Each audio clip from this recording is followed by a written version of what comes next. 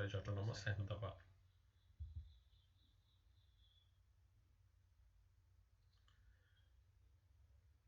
The syllabus point of this unit are as follows.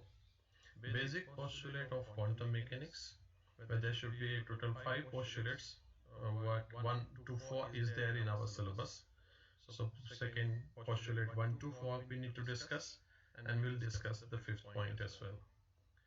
Operators, addition, subtraction, multiplication operation, concept of operators, and how we can set up different quantum mechanical operator for different physical variables. Then we need to discuss commutator, particle confined into one dimension box. We need to find out the energy equation for that particle, what is zero potential energy that we need to discuss, and characteristics of wave functions. Another energy equation we need to derive, that is for the electron in a ring. And with that we can complete this unit.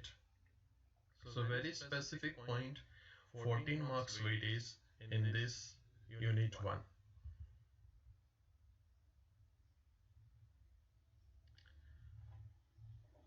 Well, we need to understand the wave mechanics. And to understand the wave mechanics, we need to study the classical concept as well. So the failure of classical mechanics are intimately associated with two different general types of effect. First, the wave character of particle, and second, the probabilistic nature of our observations. Experiments are being conducted near the end of the 19th century to understand the nature of radiation, which are known as electromagnetic radiation. To explain the results of an experiment known as black body radiation, Max Planck proposed the particle nature of radiation in 1900. And in 1902, Albert Einstein studied the electron released from the metals by incident radiation. This effect of radiation is the electron released from the metal by incident radiation. This effect of radiation is known as photoelectric effect. The result of this experiment could be explained assuming that the radiation that had particle nature. Thus, in the beginning of 20th century, the dual character of radiation was accepted. The particles of the radiations are known as photons. Photon is the word coined by Albert Einstein for the first time. Planck proposed the following, we can say, a relationship between energy and radiation. Energy for a photon of a radiation have frequency nu. So E is equal to HU. That is the relation given by Planck. After acceptance of the dual nature, particle and wave nature of radiation, de Broglie, a French scientist, proposed the idea of particle nature of waves in 1923. Then it is proved in 1927 by C.J. Division and L.H. Charma. Using a crystals of nickel, the scientist Heisenberg proposed uncertainty principle opened a new era in the knowledge about the structure of atom. Erwin Schrödinger released that if an electron is seen in a particle and also a wave, a new horizon would be in view.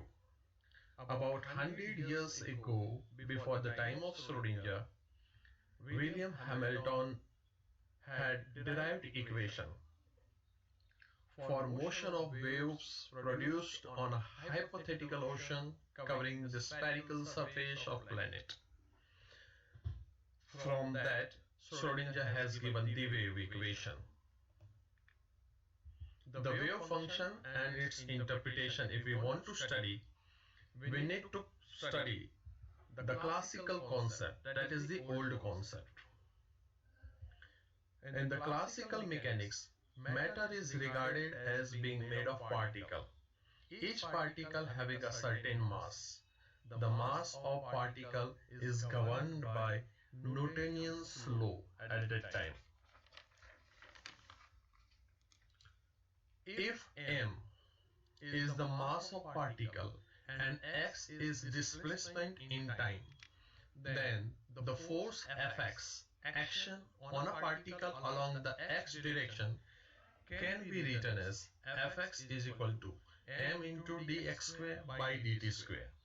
The law of motion together with the law of gravity provide, provide a satisfactory description of the motion of electrically neutral bodies of large dimension, that is microscopic particle like planets, and was successful in explaining the motion of planets.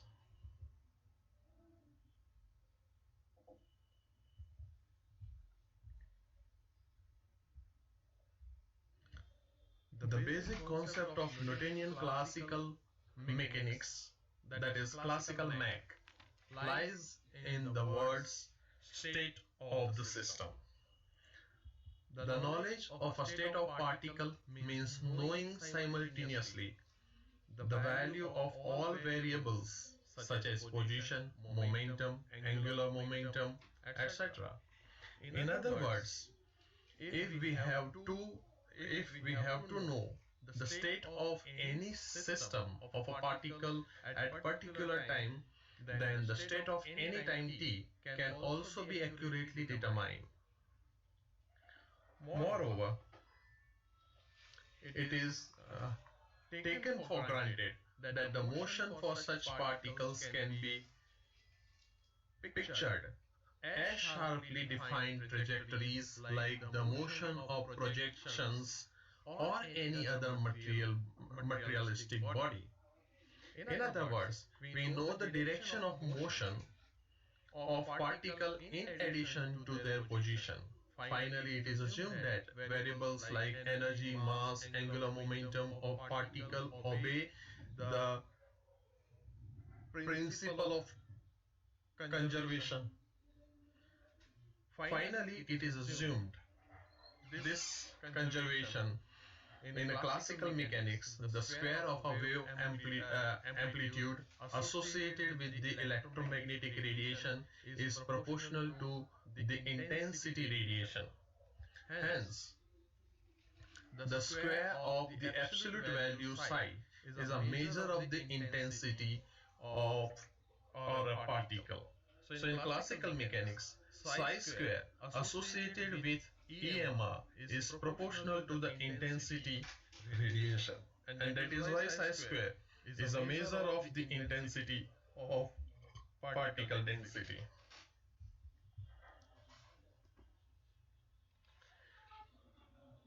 Now this old concept is replaced by the new concept, that is quantum concept. The wave function psi, which is used in the Schrödinger equation as a quantity analogous to the amplitude function in a classical wave, is by nature a sort of amplitude function. Analytical expression of psi are obtained by solving the Schrödinger equation, which may not always easy. Our present accepted idea of psi in quantum mechanics is based on the uncertainty principle given by Heisenberg. For a stationary time-independent electronic wave, the wave function may be real or complex function or the functions of position only. For example, in one dimension, psi represented as a wave function, and that psi is equal to c into sine 2 pi x by lambda, or either you may represent as psi is equal to a into exponential 2 pi I x by lambda, where lambda is the wavelength of a particle.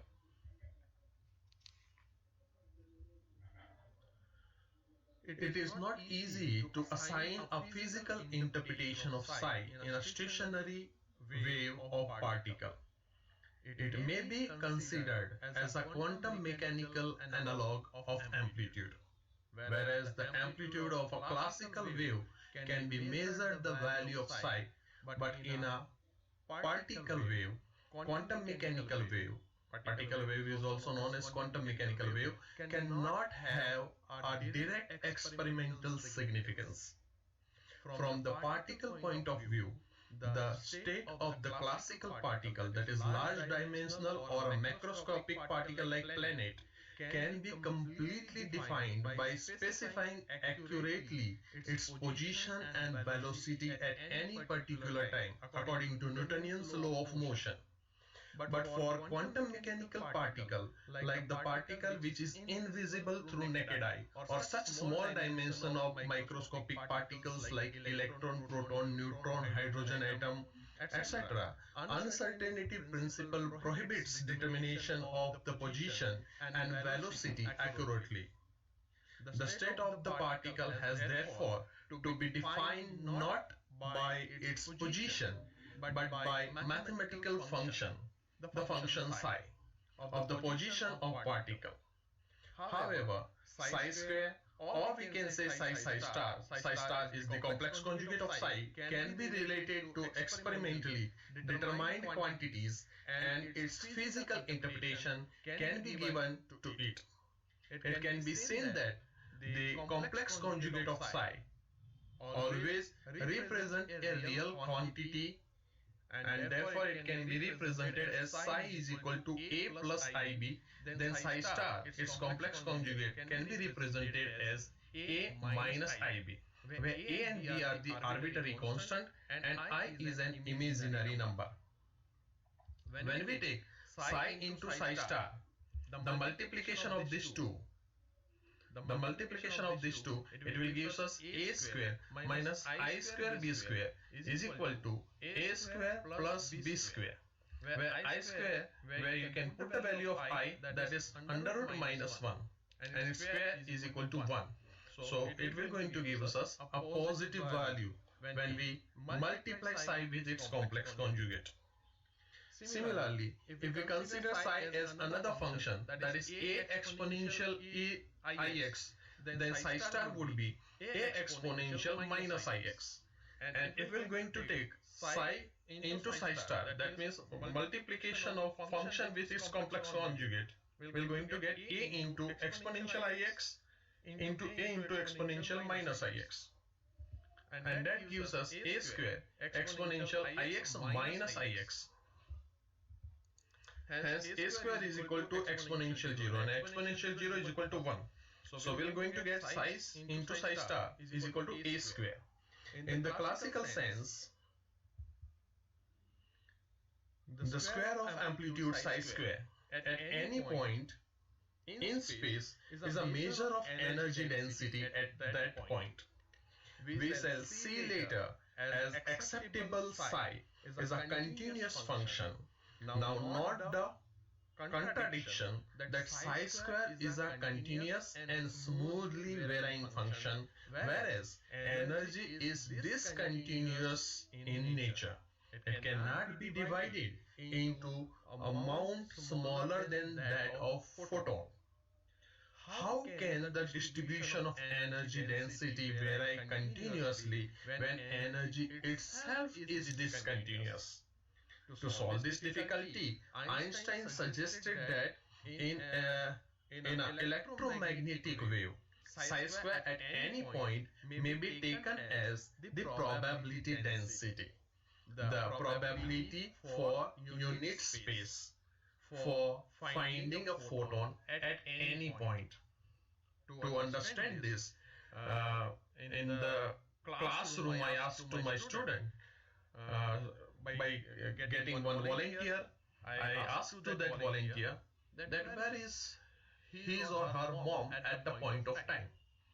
Then they will say she might be in the kitchen, because most of the time the my class time would be at something around 11 o'clock. So that means that is a point of time where most probability of finding their mother would be in the kitchen.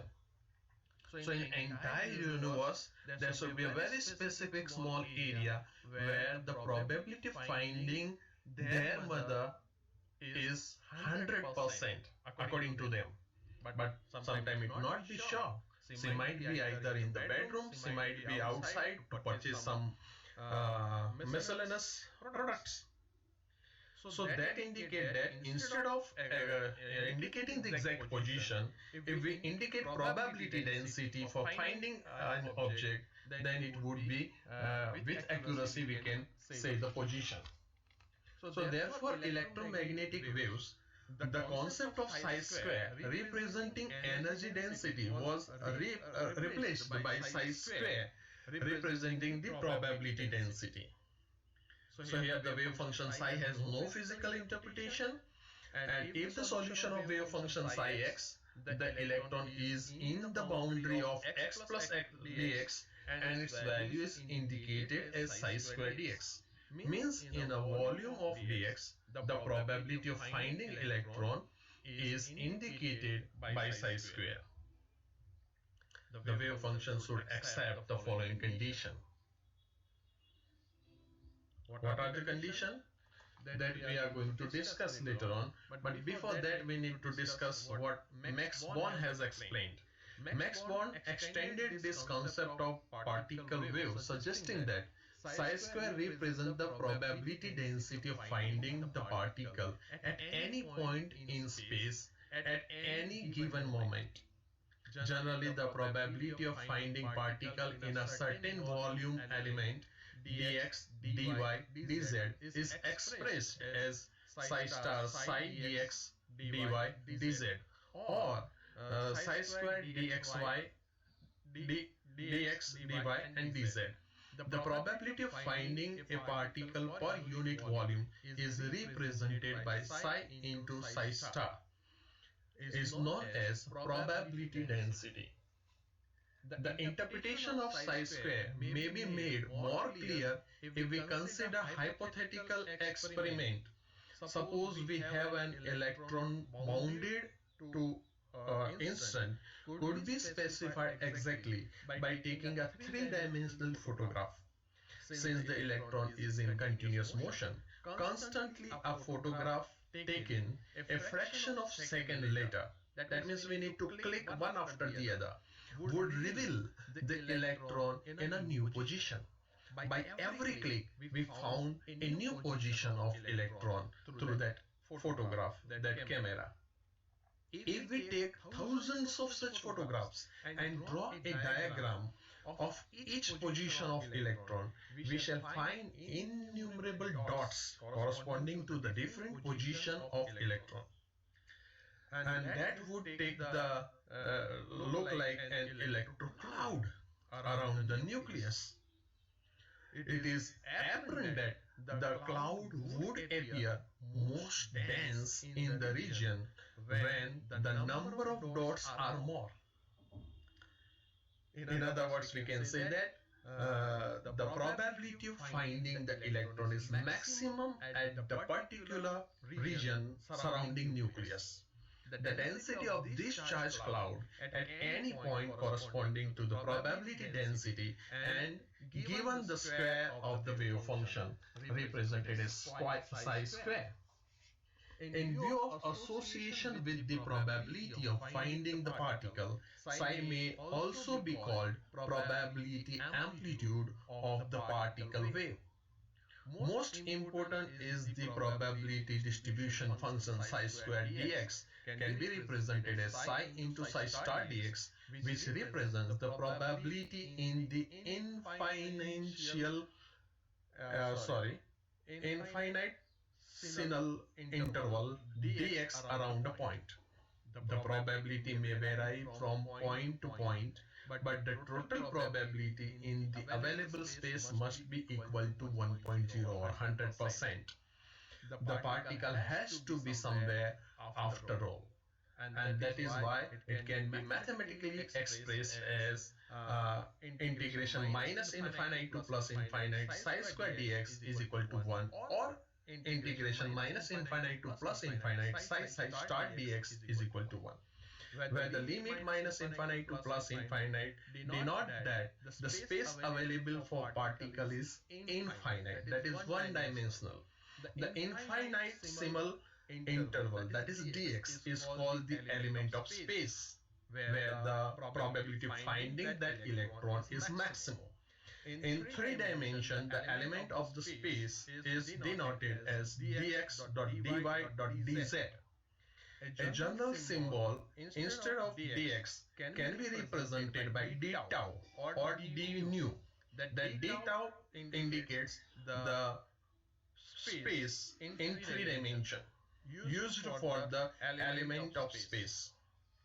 A more useful though interpretation of psi square is in terms of particle density, that is electron density in the case of electron. Thus psi square or psi star for electron gives a measure of the amount of electronic charge per unit space, and psi square dx means the charge in the range of dx. This interpretation arises from the concept that particles like electron, due to their wave character, are delocalized, and the electron may be considered as a spread out cloud of negatively charged electricity in which the charge density is not uniform throughout. So for that, the properties of wave function should be studied.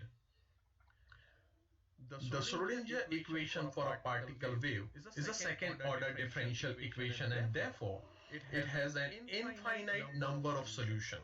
However, only few of these solutions have any physical chemical significance. The physical interpretation of psi squared d tau as a measure of a probability of finding a particle in the volume element d tau implies that it must obey certain mathematical condition. Out of those conditions, this is the first condition. At one point, the value of psi must be single valued at all points. Psi must have one and only one value at particular point. This restriction arises because the probability at any given point must be ambiguous quantity. The wave function should accept this following condition. Second condition among that is wave function psi and its first derivative must be continuous. That means psi must be continuous. The value must not change abruptly at any point. This is due to the fact that in the Schrödinger equation itself, h psi, the second derivation of psi, must be defined at every point in space. Third condition, psi must be finite for all physically possible values. The function psi must always remain finite. An infinite value of psi at any point would mean infinite probability of finding the particle at that point, which would be an absurdity in the view of the earliest discussion which we have done. So no real wave can have infinite amplitude. It must be finite. Psi must be finite. And the last condition which already we have discussed earlier, that is from minus infinite to plus infinite, probability of finding electron is 100%. If wave function will follow this four condition, that psi is continuous but first derivative has discontinuity, if that we will discuss, then for condition when the wave function will accept, then and then only the wave function can become a normalized wave function. So for a normalized wave function, if psi square dx or psi star dx represent the probability of finding the particle at any point of x, then the integration over or the entire range of possible location, the total probability must be unity or 100%, because the particle has to be somewhere surrounding nucleus, where within that range we can find out that particle in space. So Max Born explained that psi square indicates the probability density, and from minus infinite to plus infinite, psi star d tau is always 100%.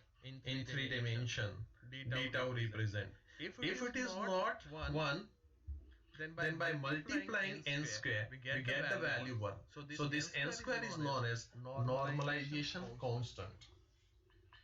So a wave function which satisfy these is called normalized wave function, and this condition is called normalization condition, which every wave function must fulfill. If after solving the Schrodinger equation the wave function does not satisfy the condition, then by multiplying with n square we're going to get the normalized condition. So this is called a normalization constant n.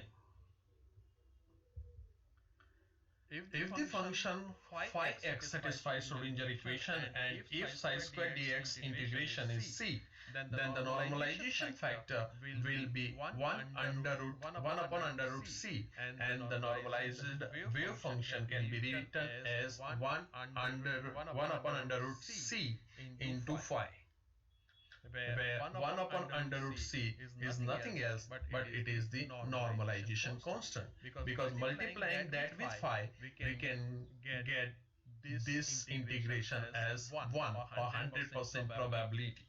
So that is called a normalized wave function.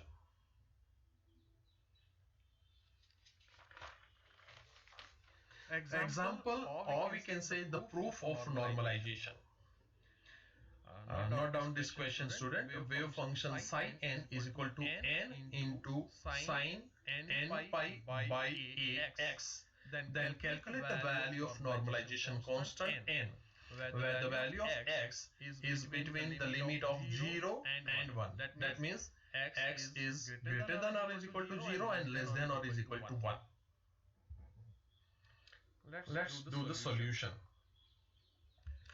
Integration psi n d tau is equal to, we're going to put the value of this psi, that is psi square we are taking here, psi square d tau. So psi square represents as psi n into psi n d tau. So we're going to put the value of psi n over here. So instead of psi n I need to write n into sine n pi by ax, again psi n, that is into n sine n pi by ax. So n into it, that is n square. N square is a constant, so we can keep it out of the integration. Integration 0 to a, that is the condition, 0 to a. So 0 to a sine square n pi by ax. Now using psi square theta is equal to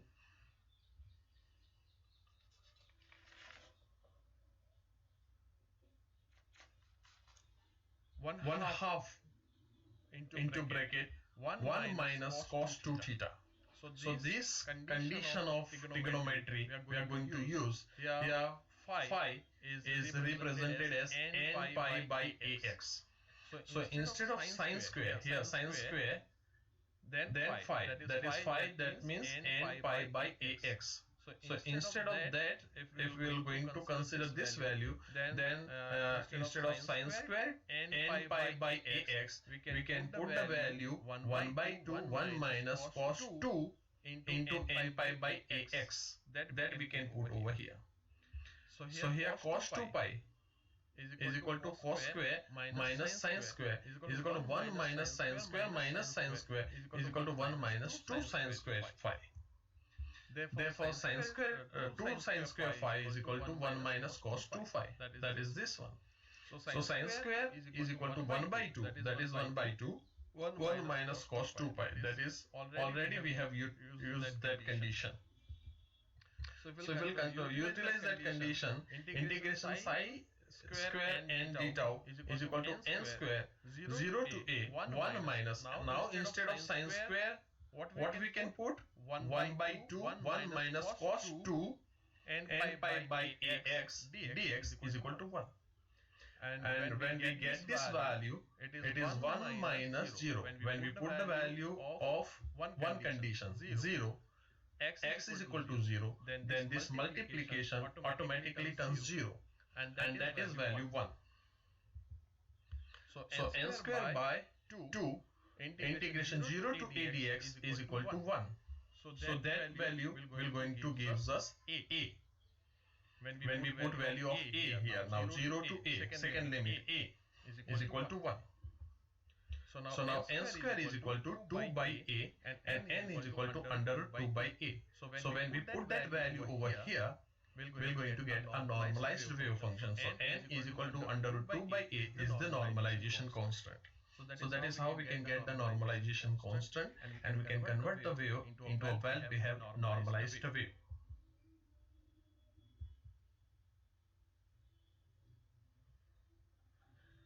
Now this is the practice problem for the self-study. Note down the question please.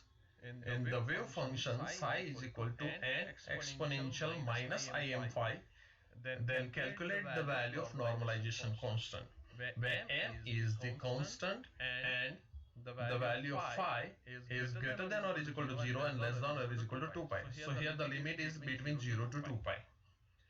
When you do the calculation, as I have explained you earlier, much in the same way you need to do this calculation, you will going to get the solution. Your answer would be the normalization constant n is equal to under root 1 by 2 pi.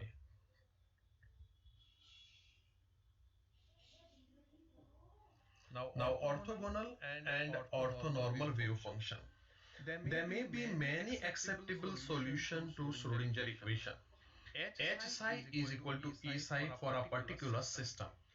Each wave function psi has a corresponding energy value, that is E, for any two wave functions psi I and psi j corresponding to the energy value Ei and Ej. The respectively condition can be fulfilled as integration psi I into psi j d tau is equal to 0. So the condition for orthogonality is integration minus infinite to plus infinite. If we have two different wave functions psi a and psi b d tau, that integration value is 0, where a and b is not similar, then that is the condition for orthogonality. Such condition is called the condition of orthogonality of wave function, and two functions psi a and psi b are said to be orthogonal to each other. These two wave functions are orthogonal to each other. Thus, if psi and psi b are two acceptable wave functions of a given system, then the functions are said to be orthogonal wave functions which are free from each other. So, if normalized, then we have integration minus infinite to plus infinite psi a psi b d tau is equal to 0, where a is not equal to b, that is orthogonal condition. And if the integration from minus infinite to plus infinite psi a psi b d tau is equal to 1, where a is equal to b, that is a normal condition, normalization condition. Together this condition is known as orthonormal set.